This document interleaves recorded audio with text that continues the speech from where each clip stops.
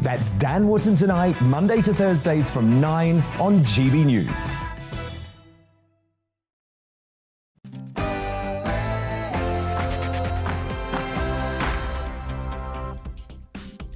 As a 40-mile military column approaches the outskirts of the Ukrainian capital, Kiev, I'll be asking the question, should Britain be doing more to help? I'll be joined live from Ukraine by Adam Holloway, Conservative Member of Parliament for Gravesham. And on Talking Pints, I'll be joined by Mesa Gifford, who's a man who went out to fight with the Kurdish resistance in the war in Syria. All of that in a moment, but first, let's get the news.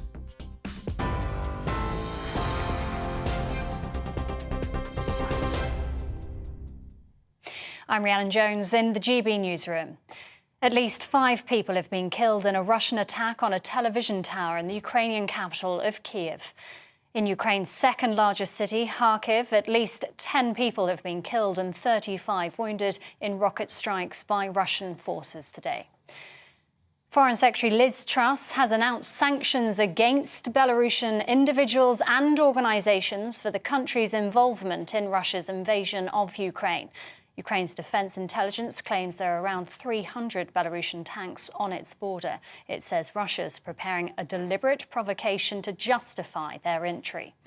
Speaking at the Tapa military base in Estonia earlier, Boris Johnson said the UK and its allies must isolate Vladimir Putin from the international community.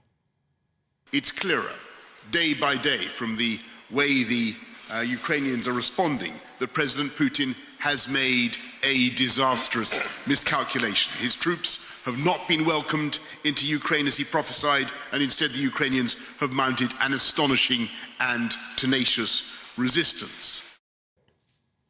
The United Nations says more than 660,000 refugees have already fled to neighbouring countries. Home Secretary Priti Patel told MPs that more Ukrainians will be eligible to seek refuge in the UK. Firstly, we are establishing an expansive Ukrainian family scheme so that British nationals and people settled in the UK can bring a wider group of family members to the UK, extending eligibility to parents, grandparents, adult offspring, siblings and their immediate family members. Again, the scheme will be free. Those joining family in the UK will be granted leave for an initial period of 12 months. They will be able to work and access public funds. Secondly, we will establish a humanitarian sponsorship pathway which will open up a route to the UK for Ukrainians who may not have family ties with the UK. Priti Patel earlier. MPs' salaries will increase by over £2,000 from next month. The overall wage will rise 2.7% from just under £82,000 to just over £84,000. The Independent Parliamentary Standards Authority confirmed the adjustments the same as last year's average increase for public sector employees. The UK government is being accused of adding to the cost of living crisis following the biggest rise in rail fares in 9 years. From today, ticket prices in England and Wales are 3.8% more expensive. The Campaign for Better Transport says the hike couldn't come at a worse time for commuters. TV online and DAB Plus radio, this is GB News. Now it's back to Farage.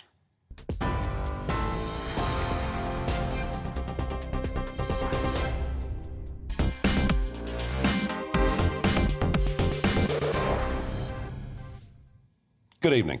So, a 40-mile long military convoy is now on the outskirts of Kiev, the capital of Ukraine. Missiles have hit the TV tower in the city, killing 5 people. A memorial that was there to 33,000 Jews that were murdered in 1941 has also been hit and damaged. And what is happening to the Ukrainian capital is it is gradually being encircled. Now, one of the questions on my mind from first thing this morning is if you've got a 40-mile long military column, surely it's pretty vulnerable to air attack. And we know that yesterday the Ukrainians did use some drones with some effect. But it appears they have a shortage of fighter jets and they've turned and asked for them. NATO have said no. Poland have said no. The UK haven't completely ruled it out, but haven't completely ruled it in.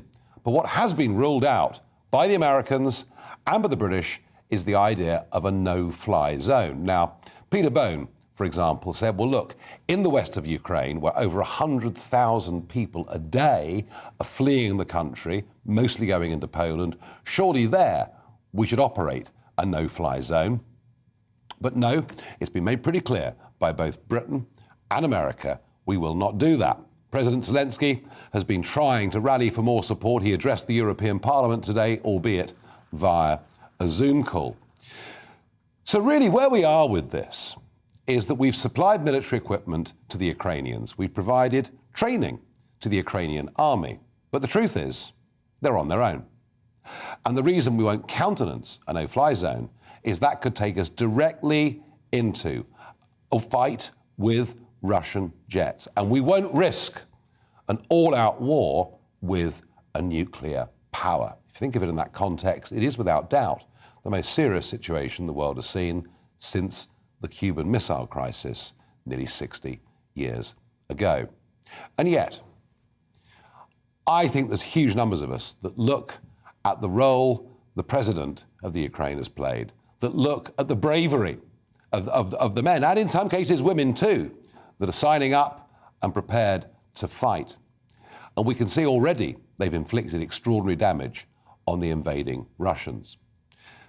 But if you look at the situation in the capital now, well, it sounds to me, looks to me like it's going to be a very, very difficult, very, very bloody fight. And I sense large numbers of people think we should perhaps do more. So you tell me, should Britain do more? Farage at gbnews.uk. Emotionally, I feel right now, my admiration for the Ukrainians fighting for their independence, fighting for their country, their liberty. So I feel in many ways that we should, but we must understand if we do, we risk confrontation with a nuclear power. It's not an easy situation. And Darren McCaffrey, GB News' political editor, it's not an easy political situation either, is it? It's really not, though you're right in saying the Prime Minister, who was in Poland and Estonia today, reiterated time and time again. He was also stood next to Jens Stoltenberg in Estonia, visiting British troops, it must be said, out there, of course, on NATO's front line on their eastern flank, that there would be no fly zone, that no NATO countries, here's the Prime Minister in Poland, no NATO countries could countenance that, not least of all, as you've rightly pointed out, that would mean essentially coming into contact with Russian fighter pilots. Yeah. It could mean the death of NATO fighter pilots, and it could lead to a whole other set of circumstances that we couldn't even fathom at this time. But that would be war, basically, with Russia. Of course, we would be dragged into that war. And it would be war with a nuclear power. And we do not know where that could lead. So at the moment, the Prime Minister is very clear about this, but you're right in suggesting this is a very emotional issue, not least of all for the Ukrainians. And when he was in Poland, the Prime Minister was somewhat confronted by a Ukrainian journalist / activist about whether Britain should do more. Let's just have a listen. Kharkiv, the city where I was studying, was bombarded today, fully, the downtown square. So you're talking about the stoicism of Ukrainian people, but Ukrainian women and Ukrainian children are in deep fear because of bombs and missiles which are going from the sky. And Ukrainian people are desperately asking for the West to protect our sky. We are asking for the no-fly zone. We are saying in response that it will trigger World War III. But what is the alternative, Mr. Prime Minister? I see that my family members, that my team members are saying that we are crying. We don't have where to run. Well, this is what is happening, Prime Minister. Well, thank you very much for your questions, and thank you for getting here today. And I'm glad that you have been able to get here. And look, I just want to say that I'm acutely conscious that there is not enough that we can do as the UK government to help in the way that you want. And I've got to be honest about that. Well, that was very emotional, wasn't it? Perhaps not surprisingly. But of course, when we persuaded Ukraine to give up their nuclear weapons... Was the sense of responsibility? Of course there was. Well, we said we'd protect them, didn't we? Well, so there are, I think, 4 things Britain would say it is doing, and maybe there is room within those 4 things to do more. So first of all, militarily, Britain has committed still to sending some weapons to Ukraine. We have to remember, actually, to be fair to the government here, they were the first European country to start arming the Ukrainian military at the start of this year properly.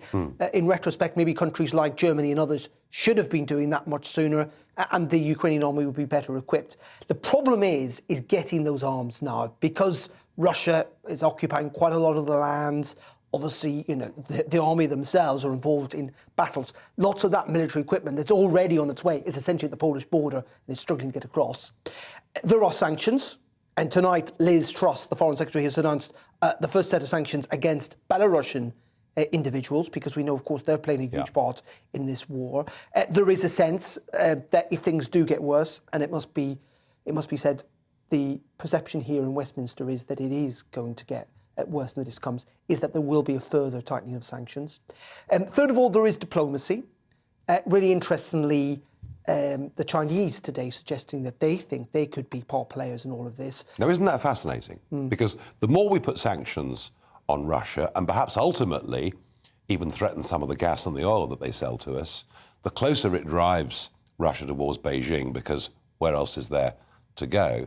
So it's possible that Beijing could be a peacemaker here? Well, it could be in the start that China does not like this. It does not like the unsettling. I mean, aside from the horrific elements of war, China does not like how this is unsettling the global economy and the possible consequences of that. And this could be a big moment, you're right, for China, that it might feel the need to diplomatically step in as the only major world power that could do so. And we have got these talks, I think, that are going to resume on the Belarusian border tomorrow between Ukrainian and Russian officials. Well, frankly, that doesn't seem to be going terribly far, given the fact that Russia seems to be stepping up its military campaign. And then fourth of all, of course, is the humanitarian aid. We're looking at millions of people now in the days and weeks to come who are going to either flee Ukraine or need aid inside. The European Union committed 500 million euros, Britain committing a sum of money as well, and obviously that big announcement today on visas as well. So there are four things that Britain feels that it could go further on, but, be in no doubts. At this moment in time, there is no sense that there's going to be a no-fly zone, or Britain militarily will do more in terms of direct action.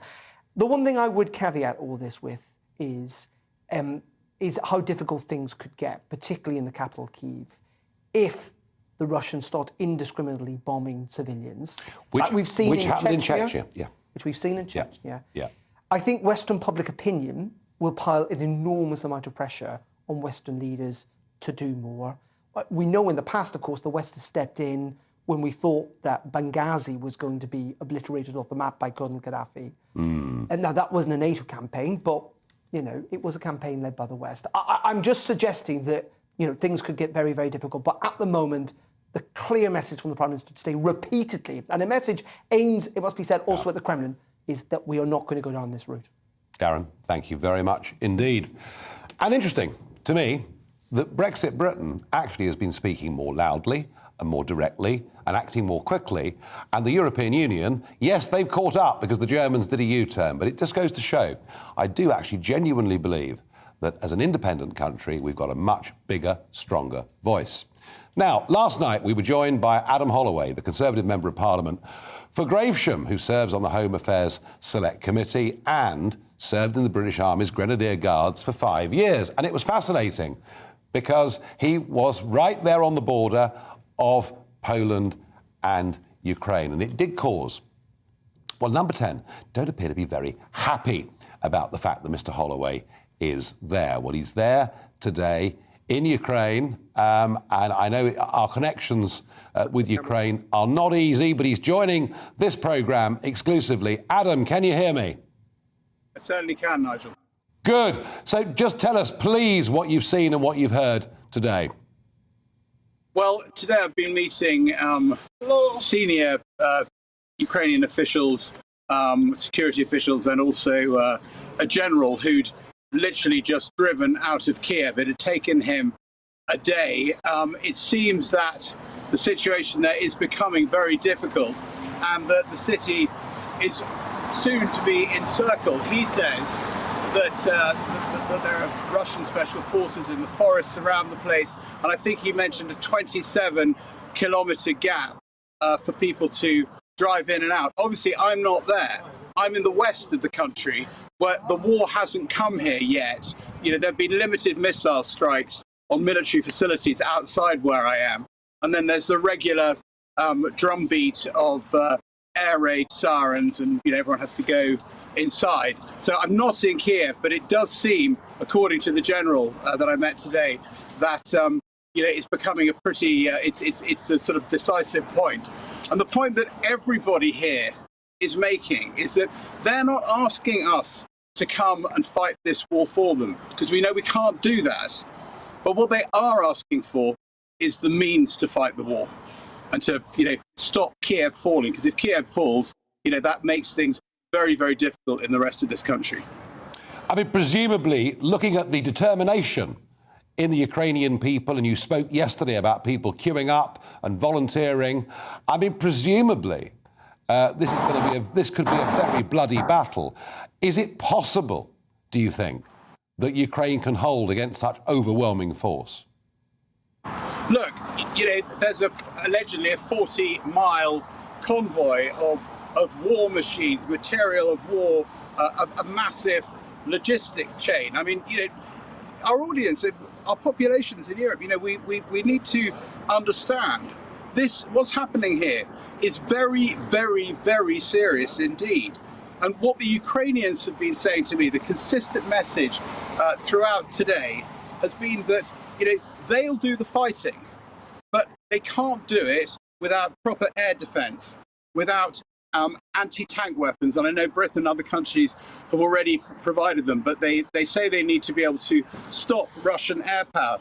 They've got a shopping list of items, which I won't go through, but it includes old planes, old Soviet-era planes from neighbouring countries. And they talk about creating an anti-Putin alliance. Nobody here is against the Russian people. It doesn't seem to be about that. It seems to be about being against the kleptocracy, as they put it, of the oligarchs. And they also talk about, in the Second World War, we had Lend-Lease, where the Americans lent money and leased weapons and machinery to us in the war, but without actually entering the war. And that's the model, I think, that they want the West to adopt in this. But as I say, they'll do the fighting, but what they say is they desperately need the materials. Adam, as a former soldier, a politician, do you feel we should be doing more than we're doing? I'm not sure. I don't know what we're doing, because I've been here for, and including travelling, for the last sort of 3 days or so. I know the Prime Minister is taking this incredibly serious. I believe he's been in Poland today. I think I saw some pictures. But, what the West needs to do is get together and just have a think about how we deal with this situation. But I think the nub of it for these people, if they're going to hold Kiev, then they are going to need supplies from somewhere. And that somewhere has got to be on countries around their border. And Adam, tell me, are you in much trouble with Number 10? Do you know, I truly don't know. All I've been doing is trying to maximise my time here to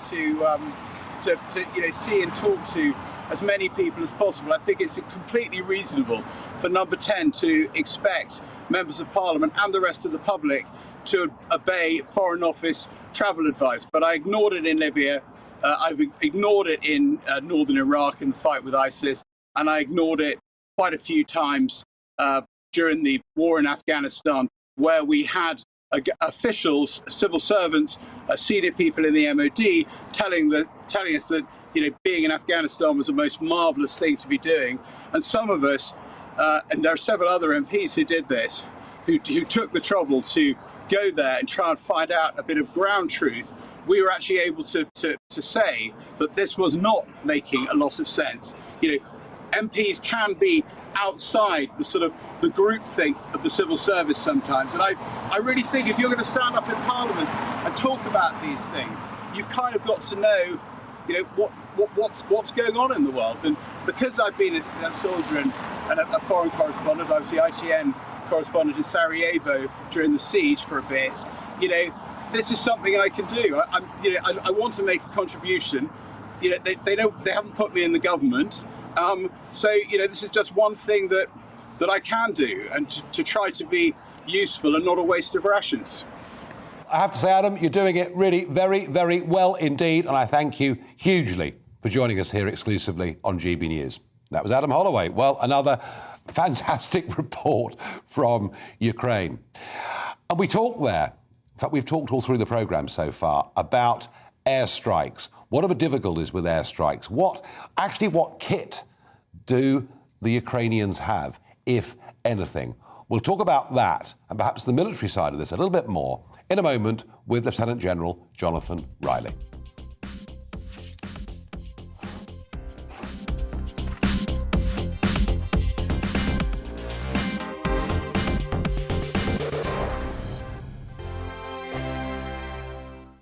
GB News is the UK's home of discussion and debate from all perspectives. To stay up to date on the latest stories, make sure that you subscribe to the GB News channel right here on YouTube. You can watch us live 24/7 across the whole world. You can also check out exclusive content and catch up on previous episodes of your favourite shows. Every day, we ask the questions that you'd ask, so why not add your voice to the conversation in the comments section? Don't forget to subscribe. We are GB News, Britain's news channel. Every night at 11 on GB News, we bring you the next day's stories the day before. Basically like time travel. If it's a big story, we'll cover it, guaranteed. But we'll also have some fun along the way. Big opinions, big laughs. Sometimes big hair. This is Headliners, the paper review show that won't send you to sleep like the others will. 11 p.m, 7 nights a week. Join us.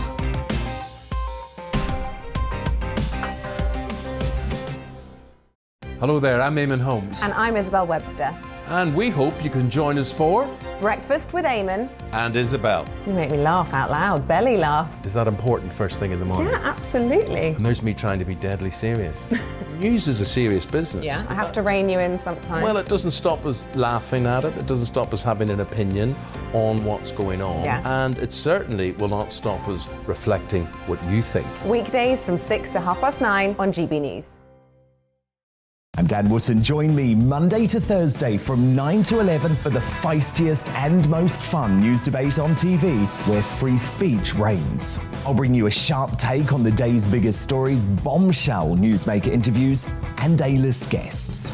And I guarantee you, no spin, no bias, no censorship, and no reason to go to bed. That's Dan Wootton Tonight, Monday to Thursdays from 9 on GB News.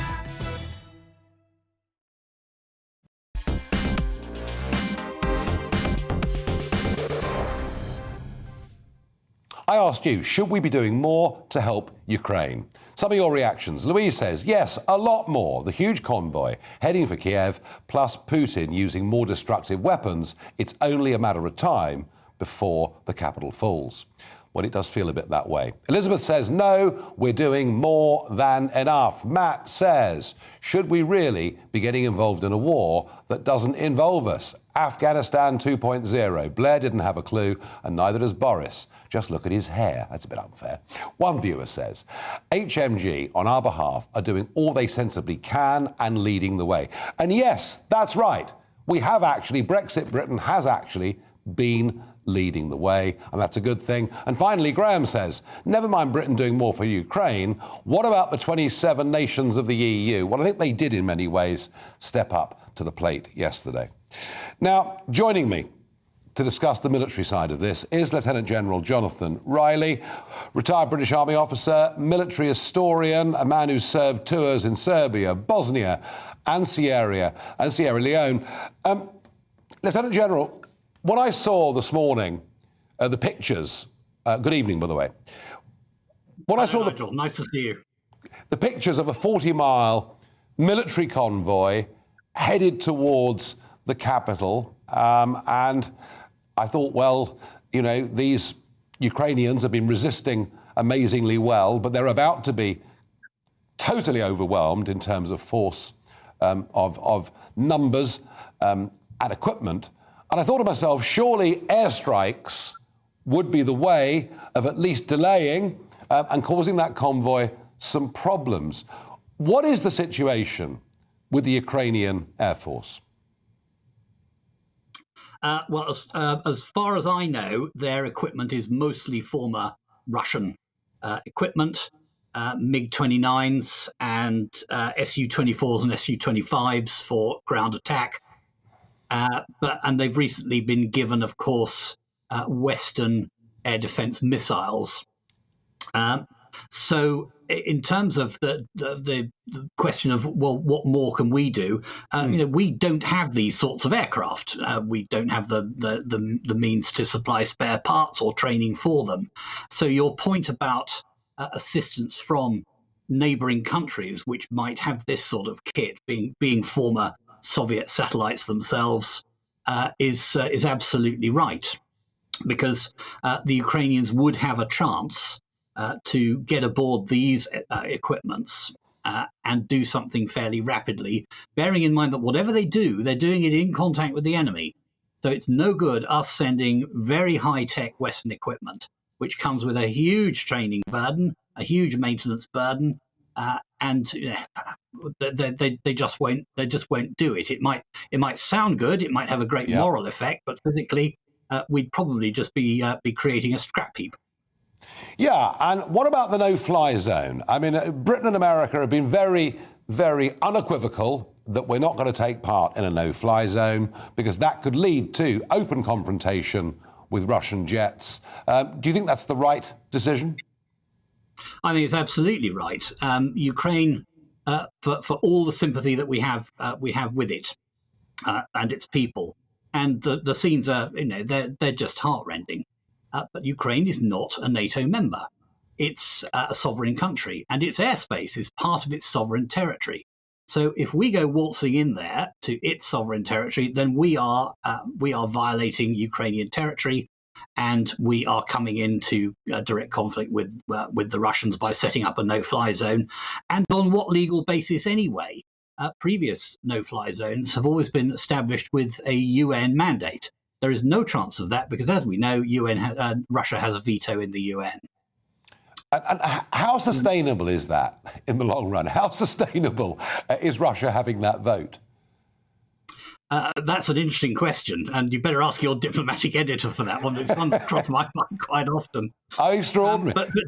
But you're quite right about the size of the target array that's coming down the road to Kiev, and for an air force, if it can operate, if the air situation is favourable, it's one hell of a juicy target. Look what the Allied air forces did to the Iraqis at the end of the first Gulf War. Yeah, absolutely. But to do that, you've got to be able to fly, and we don't know for sure the degree to which the Russians have established either air superiority or air supremacy. One piece of kit that we might think about sending, if we haven't already, that would help to improve that situation is jamming equipment. Stop the Russian pilots' ability to navigate, stop their ability to drop precision-guided weapons, to communicate with other aircraft. Okay. That would cause some significant difficulties. Now, looking at the situation in the capital, we know there are a significant number of Ukrainians there, and from everything we hear, they are ready to fight. They do have some ammunition and equipment, not a vast amount, but some. From a military history perspective, how long can a force that is there and determined, how long could it hold against overwhelming military might? Well, the obvious parallel is Stalingrad, isn't it? And that ended well. Urban warfare, military operations in urban terrain is massively expensive in blood, munitions, equipment damage, time, everything. And the Ukrainians might be thinking they can suck the Russians in and grind them down. If I were the Russians, I wouldn't go there. I would surround the city and isolate it and cut off its water, cut off its electricity, cut off its fuel. The last thing I would do is go in and suffer the sorts of casualties, and indeed inflict the sort of casualties that they might do, because heavy weapons in urban terrain are pretty indiscriminate. They're very blunt instruments. Look at the trouble that the Israelis had in Gaza, if you want a recent example. Yeah, so it's bloody conflict or it's siege, basically. Indeed. And, actually, I think the situation is probably even worse than we think, because Russian military operates in a series of echelons, waves, if you like. I doubt that the second operational echelon has yet left Russia. It's probably not even left barracks. So Putin's probably got plenty more to throw at it. Yeah, I bet he has. Jonathan Riley, thank you very much indeed for joining me here on GB News. Well, yes, whether it's a siege or whether it's an all-out bloodbath, it sounds like there's going to be one hell of a battle for Kiev. My What the Farage moment today is, well, it's one of déjà vu, really, because the last time we had inflation in this country in the 70s and into the early 80s, there was a bit in the 90s, but not much. It was accompanied by a large number of strikes. Often it seemed pretty endless strikes. And today, yes, the London Underground has been on strike. The tubes have been on strike. It's been absolute mayhem in London for anybody trying to get a bus or trying to get a cab. It's been a very, very difficult day. And I just wonder whether, and this is more to do with pensions and jobs than it is pure wages, this particular dispute. But I do just wonder, Liam Halligan, our economics editor, thought we could be heading into a winter of discontent. That hasn't quite happened, but, we are seeing rising bills across the board. Today we learned that train fares are rising by more than the rate of inflation. I just wonder whether we're going to see a lot more strikes coming as a result of inflation back in the economy. Now, one of the heroes, let's have a good story, shall we? One of the heroes over the last few weeks has, of course, been Dr. Steve James, the critical care consultant at King's College Hospital. You remember, he's the one that confronted Sajid Javid. He's the one that came into this studio to announce that a group of them were going to take some legal action against the government because following the care home sector, which shed between 30 and 40,000 staff because people didn't have the double vaccination, said from the 1st of April that the National Health Service, everybody in it, including people working in offices, would have to be double jabbed or they'd lose their job. Well, Steve James joins me. Steve, good evening. Evening, Nigel. Thanks for having me back on. No, not at all. So it appears that you've won, not just you, I know, but, together and all the different groups that have worked on this, but it does appear now that it's official that you've won quite a big victory for freedom of choice. Yeah, this is a victory. I mean, there's a lot of things going on at present which people will rightly draw attention to, but let's take note of what's happened. People have stood up across the country and said that they don't think this is a good idea. In the consultation process that the government reported on today, 87% said that they were strongly against the vaccine mandate, and that's it. That's a huge number. That they did some breakdowns, and 96% of the public said that they were against the vaccine mandate. So I think that's a huge show of support. Well, so do I. And I have to say that you have been absolutely instrumental in getting this debate going. You had the courage to stand up to the Health Secretary, to express your concerns. I just wanted to get you back on, very, very briefly, to say thank you and very, very well done you, Steve. Thank you very much, Nigel. Much appreciated. Good, well done. Thank you. And it is a huge victory for freedom of choice. Now, a couple of weeks ago, the Farage at Large show went to Southend. We did our show live from there. And it was interesting because I was joined on that evening by Anna Firth. She's the new Conservative Member of Parliament that has replaced Sir David Amess, who was so tragically killed. And she announced there that it was official, that finally Southend was going to get city status. Well, today, March the 1st, it got city status. And perhaps the date was perfect because March the 1st, if you didn't know, is St David's Day. Southend becomes our 52nd city, and we wish Southend well. One or two more reactions from you, the audience. Peter says, and of course the question is, should we be doing more? No, this is Zelensky's war. He had the opportunity to address the issues and failed to do anything. Well, that may be a little bit unfair. Mike says, at least Boris is doing something. What are the other European nations, EU leaders doing? Not very much from what I can see. And Joe Biden went to Delaware for the weekend. I know, Sleepy Joe. Well, Joe Biden will be in action tonight, because it is the State of the Union speech tonight. He'll be addressing both houses of Congress. It's a massive event in the American calendar. It'll be interesting to see whether he actually intends for America to take back the leadership of NATO. Don't hold your breath, is all I can say. Mary says, of course, we should be doing more than just talking in the defence of Ukraine, but years of underfunding has weakened our military capacity, and Putin knows it.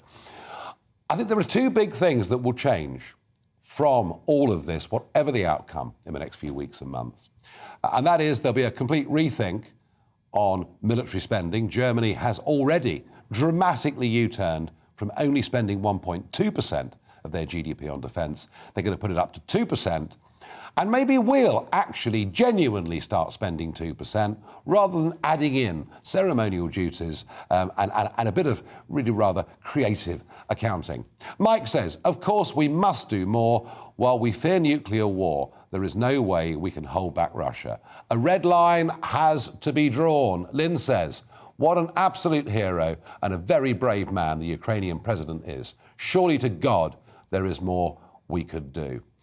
Well, Adam Holloway there talked about a 27-kilometre gap, and that is the gap to get in and to get out of the Ukrainian capital. And I would think that if we are going to need, give more physical assistance in terms of equipment, ammunition, rifles, anti-tank capability, we're going to have to do it pretty quickly, because it seems obvious that that gap will close, and probably close very, very quickly.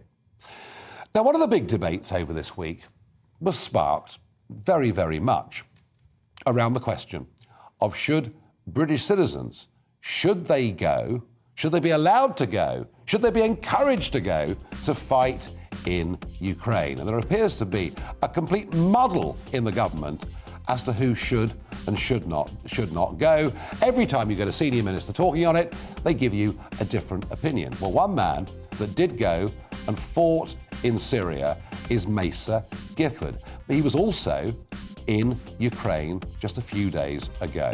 Mesa Gifford joins me. He's my guest for Talking Pints in a moment.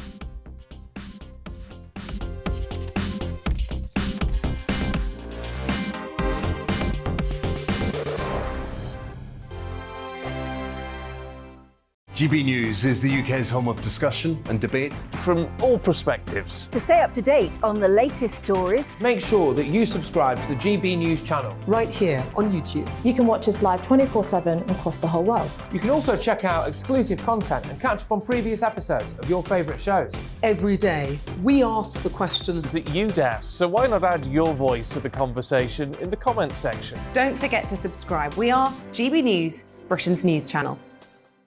Every night at 11 on GB News, we bring you the next day's stories the day before. It's basically like time travel. If it's a big story, we'll cover it, guaranteed. But we'll also have some fun along the way. Big opinions, big laughs. Sometimes big hair. This is Headliners, the paper review show that won't send you to sleep like the others will. 11 p.m, 7 nights a week. Join us.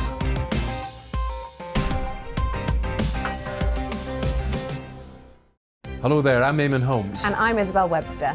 And we hope you can join us for Breakfast with Eamon and Isabel. You make me laugh out loud, belly laugh. Is that important first thing in the morning? Yeah, absolutely. And there's me trying to be deadly serious. News is a serious business. Yeah, I have to rein you in sometimes. Well, it doesn't stop us laughing at it. It doesn't stop us having an opinion on what's going on. Yeah. And it certainly will not stop us reflecting what you think. Weekdays from 6 to 9:30 on GB News. I'm Dan Wootton. Join me Monday to Thursday from 9 to 11 for the feistiest and most fun news debate on TV, where free speech reigns. I'll bring you a sharp take on the day's biggest stories, bombshell newsmaker interviews, and A-list guests.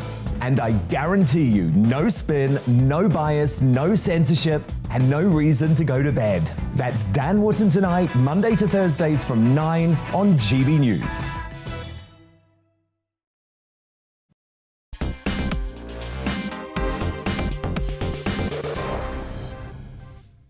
The GB News Tavern has been declared open. I'm joined by Mesa Gifford on Talking Pints. Mesa, welcome. Cheers, absolute pleasure. Great to have you here. Now, let's have a look at you in Kiev last week. Let's play this footage of you in the streets of Kiev. And this was last weekend, was it? It was, that's correct.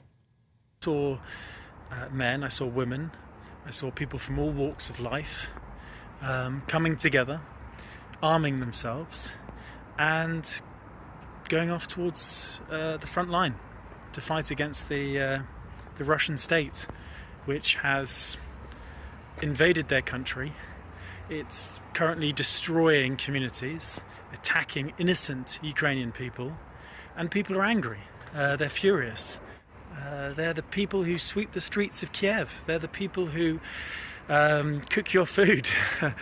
They're the ones who serve you your beer. They're all coming together, picking up guns and defending their country. And I respect that. We're going to come to why you were in Kiev a few days ago. We're going to come to you fighting on the front line against ISIS in Syria, about what you're trying to do now, about the mess the government's in, with Liz Truss saying, yes, of course, if you want to go, you can go, and that then gets contradicted by Ben Wallace, and then Boris says something else. But who is Mesa Gifford? Who are you? What's your life been? Well, my life has been quite interesting, particularly of late. So my background is I worked in the City of London for a number of years. Before that, I actually worked as a human rights activist. I spent a lot of time with the MDC, the Movement for Democratic Change in Zimbabwe. I worked in the Congo for a number of different charities there, particularly pygmy charities. And I in 2009, fell into the city. But it wasn't something I was particularly passionate about. But then in 2014, with the rise of ISIS, the horrendous images on Sinjar Mountain, the women and children trapped there, the use of sex slaves, some as young as 9 years old, just moved me. And I was furious that the British government had no plan to defeat and degrade and destroy ISIS. So I decided to take it upon myself to go out and fight back against ISIS alongside the Kurds. It's a fairly extraordinary thing for somebody working in the City of London to do, isn't it? Sure. Well, then again, you worked in the City of London. You took on the EU bureaucrats. Yeah, I did, and they made my life very difficult. They were deeply unpleasant, but they weren't going to kill me. That's true. And I have to say, it's particularly frustrating to see, and I agree, I do want people to support the Ukrainian people in battle. I know we're going to come to this, but I found it particularly frustrating to hear Liz Truss and others support British men going out to join the Ukrainians. But actually, a lot of Brits who joined the fight against ISIS were harassed, got themselves arrested. Yeah. Anyway, you decide to do this. Sure. You'd had no previous military training. Mm-hmm. So what do? You just sort of hitchhike to Syria? I mean, how does it work? It was a very modern conflict in the sense that the Kurds were under attack by a force that was winning. ISIS had steamrolled over Syria and Iraq, butchered tens of thousands of people. And the Kurds were fighting for their very lives. And they called out for international volunteers, very much in the same spirit as the international brigades that fought the fascists there. And and we were recruited off Facebook. I flew out to northern Iraq, crossed the border. I went through a period of training alongside the Kurds, but it really was an amateur's war. It was Kurds with very little training battling against ISIS, fanatics, sure, but also fanatical terrorists, butchers, particularly butchers who are particularly barbaric if you're kneeling in front of them, if you're a journalist or you're a young Yazidi girl. But they were no match to British soldiers or to anyone who's remotely professional. So it was just a case of First World War type battles against a peer that was very similar in many ways. And the casualty rates, for those of you that Monumental. volunteered, I mean, of those of you that joined the sort of the international dimension of this. It was, I think about 10% of foreigners died. In certain battles, it was 50% of foreigners that went to the front line were either killed or injured. 12,000 Kurds died, far more than the international volunteers. It took a toll on the internationals. How did you cope? How did a city boy cope with being on a battlefield with death on that scale? Well, I think it's a case of saying, look, during the Second World War, you had British men and women who signed up, and they came from all walks of life. And they were almost forced into showing a little bit about themselves. What was their character? And it was forced on them by conscription. Here we had young men and women going out to join the fight against ISIS, and they were people like I don't know, Jack Holmes, who was a painter and decorator before going out, and he died fighting in Raqqa. So there was a young lad, just 22 years old, who won the trust and the love of the local people and died fighting against the Islamic State. And he showed the best of himself in many respects. Well, you saw all of that, and you were quite shocked, I think, with the lack of medical care that was available. Yeah, well, in 2016, I was seeing people die from the most basic injuries. People were bleeding to death by being shot in the arm. So when I got back, I set up a medical unit. I brought in some ex-service people from Britain and America. And we trained, I think, about 350 Kurds in battlefield aid. We distributed about 400 IFAC kits. And we actually provided an ambulance service as well. And we ferried something like 900 casualties in a year back and forth between the front line and the hospitals. And that was all, it cost me about $5,000. I've got to say, where did the money come from? Well, I fundraised most of it. We got a lot of the equipment was provided by the Kurds. For example, we captured an old Assad ambulance, which I had repainted, redone up. I went to this American base, knocked on the door, and they gave me some equipment, oxygen. Very entrepreneurial stuff. It was, oh, absolutely.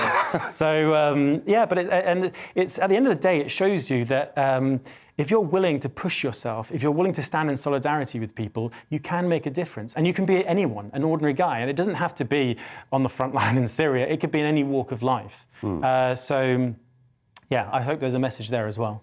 Well, in a way, isn't that what we're seeing? And you know, your report from the capital, and we've been talking for the last 2 nights to Adam Holloway, the Conservative MP, who's good guy. I know him well. I'm sure you do. I mean, there's no war zone Adam doesn't go to. No, absolutely, including Syria, actually. Of course. Yeah. But you know, he was bearing witness yesterday to people. I mean, the sort of almost shades of 1914 and Kitchener and your country wants you, and people are queuing up. They're making sure the families are going west to safety, and they're getting ready to fight, and they're prepared to take the risk of the ultimate sacrifice. There's something almost, I sense in the last 48 hours, what we've seen with the leadership of the Ukrainian president and with these people volunteering to go and fight against a hugely superior force in terms of numbers. I think people in this country are warming very, very strongly to this. Do you feel as strongly, do you personally feel as strongly about what Mr. Putin's forces are doing as you did about ISIS? Not necessarily. It's a very different kettle of fish in the sense that ISIS was a death cult. Yeah. These are the most vile people on the planet. And I think it was actually the clearest cut, in terms of a morality perspective, the clearest cut battle since the Second World War, since the fight against Nazism. So you saw it as good v evil? Oh, absolutely. And I think, and that may seem naive actually to some, but actually when you, hopefully people will remember exactly what ISIS was at the time, the images of people being drowned in cages. Well, let's not even go there. There's most appalling crimes. So, but when it comes to Putin, he's also a fascist leader. He's rolled back, excuse me, on any notion of democracy in Russia. The new laws, the anti-LGBTQ laws that he's brought in. So he's a deeply unpleasant man. And on top of that, we've got Ukraine, which has suffered because of Russian influence over the last sort of certainly 5 years. It's been a terrible war. 10,000 people have died. But Putin, at the end of the day, wants to force his will on the people of Ukraine, and Britain should not allow it. So I totally support anyone who wishes to go out and fight alongside this sovereign state. So what's your plan for this particular conflict? So my plan at the moment is to... I've been back for a very short period of time. This is the first time I've actually appeared on anyone's show. Well, no, thank you for coming. Well, it's great to be here. I mean... I think the next step for me is to focus on building a website that will encourage, well, not encourage, but facilitate, because I don't want to encourage anyone, but at least facilitate anyone who's a former service person, anyone who's in the NHS, particularly trauma surgeons, engineers, that sort of stuff. If you've got any of the skills, and at the end of the day, there is some major capability gaps within the Ukrainian armed forces. If you've got the skills, why not apply if you wish to? So that's very much something that I've taken on, and hopefully that'll be up very soon. And do you think people will go? I do. People are already going. I mean, I have a very close friend, Aidan, who's already on the front line fighting. He fought with me in Syria. There are other British men who are also fighting on the front line as we speak. There are others who are going out. This is a very uncontroversial war in the sense that I think already you're seeing the British government and the British people rallying behind the Ukrainians. So, long may it continue, as far as I'm concerned. No, well, I get the passion. Now, let's sort of head into sort of quite difficult territory here. You know, you're talking here about individuals who decide they want to go, and frankly, the government can't stop them. But when you got back from Syria, I mean, you were questioned under the Terrorism Act, weren't you? Oh, yeah, sure. But this is the frustrating thing. I was quite frank with them in the sense that if you arrest me, if you put me on trial, put me in front of a jury, and I will take you to the cleaners. Because at the end of the day, about 10% of those that fought alongside ISIS and the jihadis ended up in court. So why on earth would you put Mesa Gifford or indeed anyone who fought against ISIS, why would you arrest us in greater numbers? Why would you come after us when you've got so many bigger fish to fry, as it were? There are literally thousands of people of interest to the security services in the UK. And the Crown Prosecution Service, they have made some terrible mistakes in the past. And I've always said the same thing. Common sense is what this country needs. There are people with British passports who fought for ISIS freely walking the streets of this country, aren't Absolutely. There? Yeah, and even if you are successfully prosecuted, you can only get sort of 3-4 years in prison. Shamima Begum, for example, is likely to only receive just a few years in jail. There are people a lot nastier and more vicious than Shamima Begum. She's just the tip of the iceberg. For me, the reason I sort of campaigned so ferociously about of getting her back to the UK is that once you open that door, the floodgate is opened. Other people will use exactly the same excuses to make the same journey back to the United Kingdom. So at the end of the day, we have to put the British public first. We have to keep in mind our security services, which are already overstretched. And that's where people's focus should lie, not on... So I'm beginning to get the feeling here that we go from, charity aid worker to the City of London to fighting on the front lines, to doing what you're doing now as a facilitator. It sounds like politics is next for you, Mesa. I don't know. I sense it. I don't know if I can deal with a lot of the politicians, though. But you never know. I think what this country needs is a dose of common sense, is ordinary people. I've got quite a large social media following, and one thing I do like to see is particularly ex-service people running for Parliament. Adam Holloway is such a great guy, and it's very much people like him and others that I want to see in Parliament. So political question, Mesa. Sure. If we introduce the no-fly zone, that would, without a doubt, aid those who safely want to leave Ukraine to do so, but might risk direct jet-to-jet confrontation with Russian forces, which could lead to planes being shot down, which could lead effectively to us being in a state of war with Russia. Should we do it? I think it's too late for that. By the way, I'm not speaking now I'm not speaking from the heart. I'm speaking from the head here. Yeah. I think at the end of the day, we need to be supporting the Ukrainians. I think if you wanted to introduce a no-fly zone, if you wanted to deploy troops, you do that before Russia invades. When Russia sends in 150,000 troops, it's a bit late. When you start ratcheting up, it actually is far too late. And I'm probably going to get it in the neck from a few of my Ukrainian friends here. What we should be doing is arming and supporting the Ukrainians. We should be bringing the economic might of the West on to bring to bear onto Russia. And if I'm absolutely honest with you, I think there is going to be regime change, but it's not going to be the Ukrainians there's going to be a regime change. I think you're right. I think there's going to be a Putin regime. He's overreached. I do think. Mesa, I could talk to you for hours, but thank you. You're a man of great passion for joining me on Talking Pints. Thanks.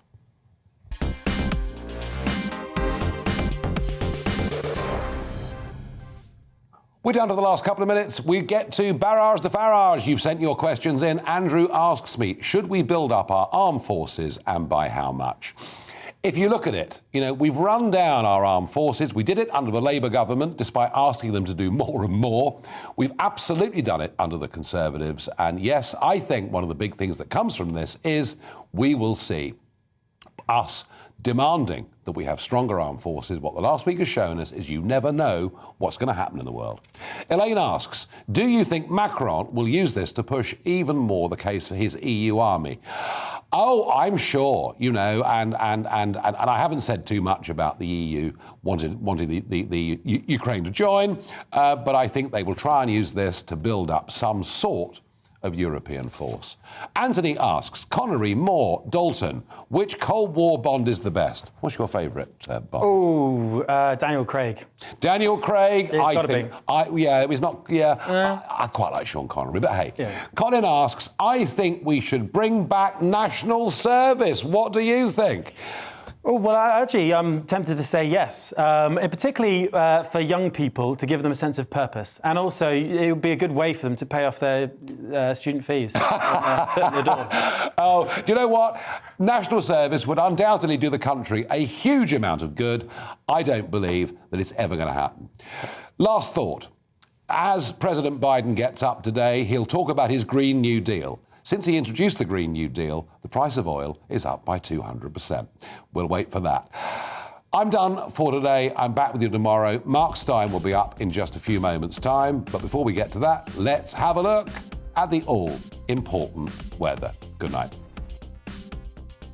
Hello again. After a sunny day today across the north, it's going to be a rather grey day for most places tomorrow, but it will still be sunny across the northwest of Scotland, where this area of high pressure will hold on. But further south, low pressure is moving in. These weather fronts bringing a pretty wet evening across southwest England, but that rain on this weather front is continuing to track northwards, so spreading into parts of South Wales and across the Midlands also, and eventually into North Wales and northwest England too. But much of northern England, Northern Ireland, Scotland having a dry night with the clear skies persisting across Scotland, turning cold out there by dawn.